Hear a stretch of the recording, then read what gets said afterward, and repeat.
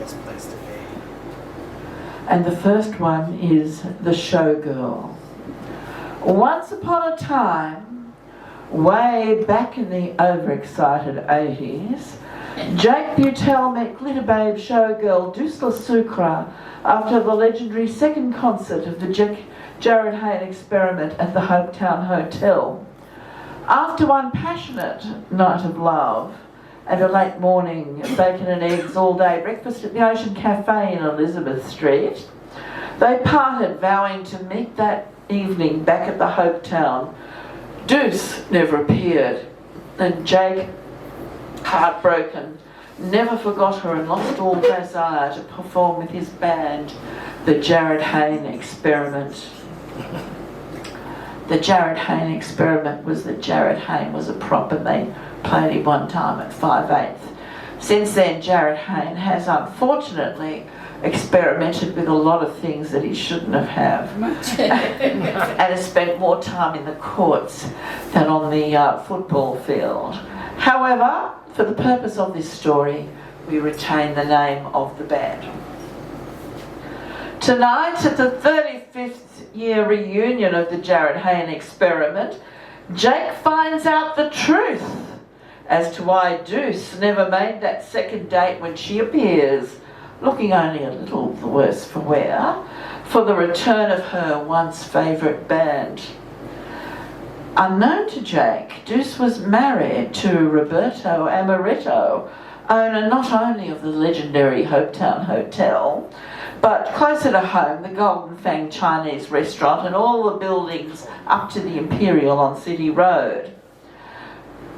Roberto had acquired this real estate to launder his money from his other, more clandestine dealings as leader of the Jackals and now defunct motorcycle club.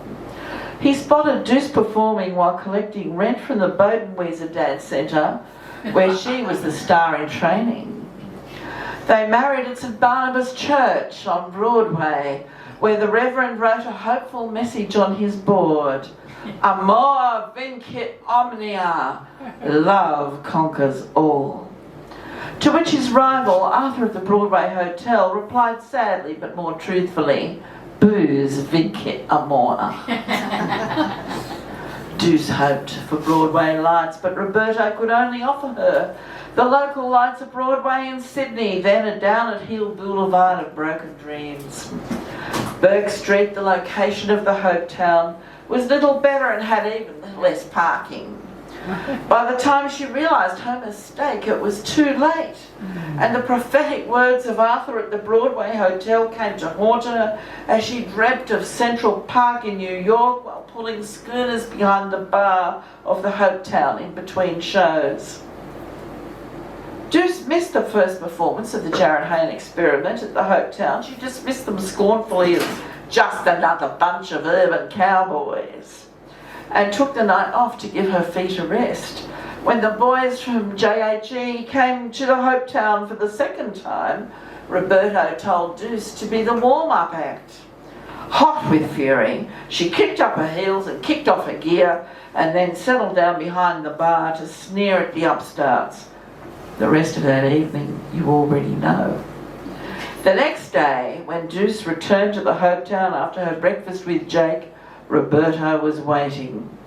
Not as Deuce expected, with a rolling pin or a Magnum 45, but with tears in his eyes and whiskey in his hand, and an ultimatum.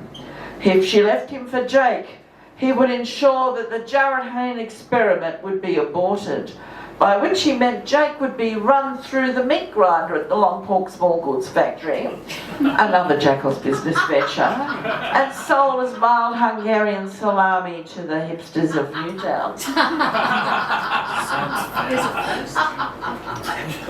Be careful. Those vegetarians have got, probably got the right idea, haven't they, really, when you think about it? You ate that salami. I'm sure you did. Deuce knew that she could counter Roberto's bluff by threatening to call the Australian Taxation Office about his offshore affairs and bottom of the harbour schemes. until she remembered that she was the co-signatory of all those dangerous documents. If he went, she would go too. And there was no one to look after little Nikki, her Shih Tzu blue Gila cross, who followed her everywhere and was pretty good at warning off some of the more forward punters at the hotel, but went right to sleep under the bar when Jake came over to order a quick one off Deuce. Deuce had no choice. She couldn't put up, so she had to shut up. But her silence had a price. Roberto had to break with the jackals, liquidate his access, and move her to New York City for one glorious attempt on the real Broadway. New York, New York, that wonderful town. If only Deuce had realised that Times Square was on Broadway too. Roberto was killed by falling debris while walking past the Twin Towers on 9/11 and was acclaimed as a hero. Deuce returned to Australia, where she earned a living teaching ballet to sweet but snotty toddlers until the day she saw that sign, the Jarryd Hayne Experiment Reunion. She knew what she had to do. You can't turn back the clock, but you can stop it from ticking. But Jake had moved on too. He had sworn never to love again. But there is more than one way to love. And he found the charms in the absence of Deuce, of Mistress Tokyo, the most famous dominatrix of the Inner West. I love it when you wear PVC. It really gets me down upon my knees. I really love the way you tease me when you wear PVC. I love it when you wear faux fur. It really makes me want to purr. I want to touch your hair and there. Caress the pile of your faux fur. I love it when you wear pleather. It really gives me so much pleasure to find your secret hidden treasure when you peel off your pelt of pleather.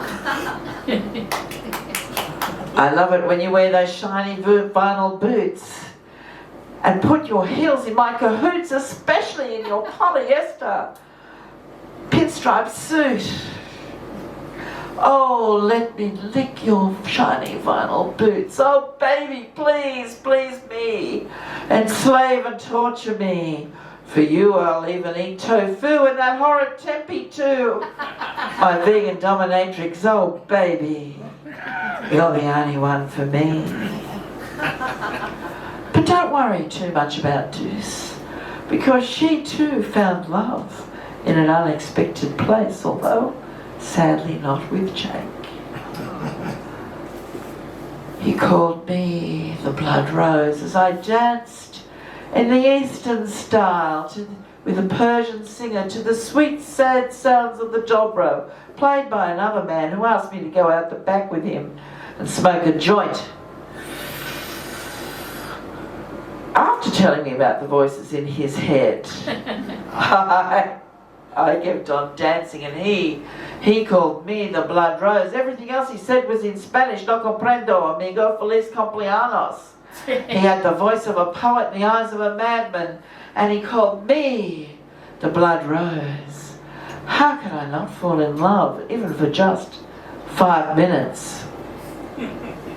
The petals of my skin are soft like the rose, but you need to break its thorns to touch me. The petals of the rose are the colour of blood, like my lips, like my fingertips, torn and freaked as you push all the way to my heart. I am the Blood Rose. Pluck me. Oh my.